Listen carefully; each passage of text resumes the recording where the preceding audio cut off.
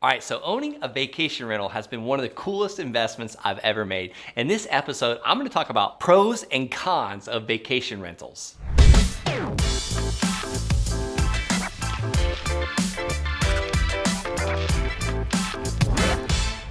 Hey guys, welcome back. In this episode, I'm going to share the good, the bad, and the ugly of owning vacation rentals.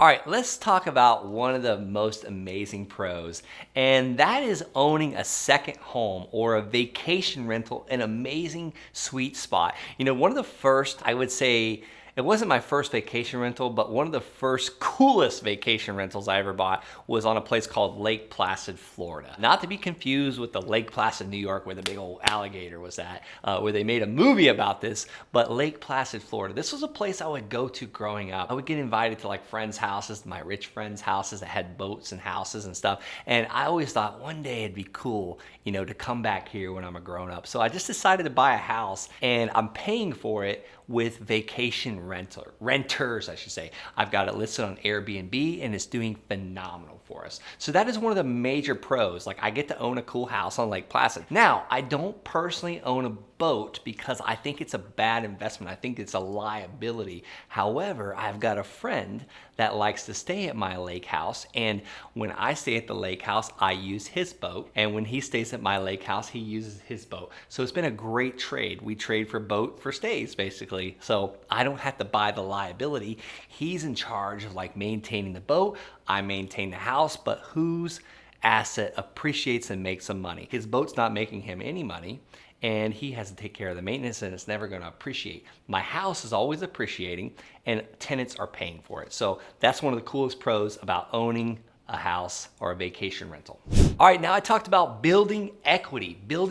So that lake house I already mentioned has went up like drastically. I purchased a house for $305,000 a couple years ago. The house right down the road, that's not even as nice as mine, just sold for $649,000. That is $340,000 more than what I paid for my house just a couple years ago. And here's what's really cool. I'm building equity, but I'm also paying down the mortgage. I shouldn't say I should say my tenants, my vacation renters, my residences, they are paying down that mortgage because the fees come in each and every week when people rent out the house. Now, when I want to use it, I have to block it off on the calendar, and we're not making any money, and I still have to pay the cleaning fee, but it's a very small price to have to be able to be building equity. Now, if I have 5 vacation rentals and all 5 of them went up $300,000, that is 5, 10, 15. That is $1.5 million equity increase over a couple small period of years, and other people are paying for these things in really cool locations.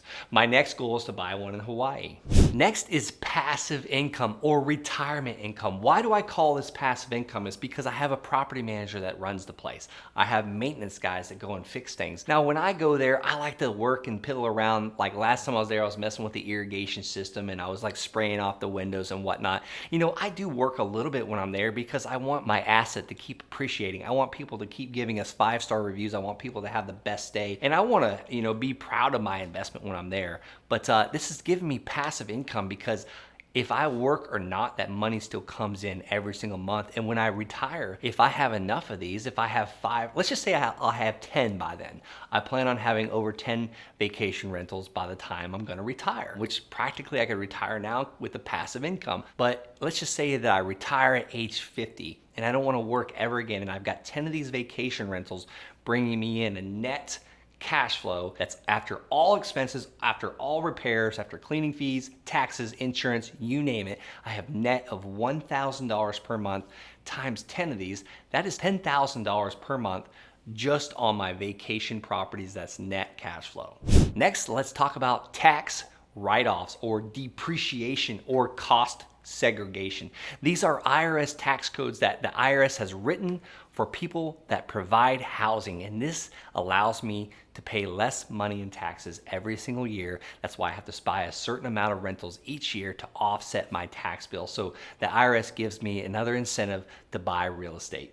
All right, and the last pro I'm gonna share is probably one of my favorites, but it gives me a place that I can offer friends, team members, family members, and really look cool in front of my friends and impress them, but it allows me to offer them a place to stay. It offers my team members a place to go on vacation. It's really cool to be able to offer this. Last year, we let the Real Life Children's Ranch go and use the house, and we're gonna do it again this year, which is an amazing thing. Like, these people are getting to use this place and benefit from it just like I do and not have to pay anything for it. So it's really cool to be able to offer that. And it just makes me feel good to be able to just say, hey, take the house for a week, or just tell me when you wanna go and stay and we'll block out the calendar. So that's been a really cool thing in our lives to be able to offer that.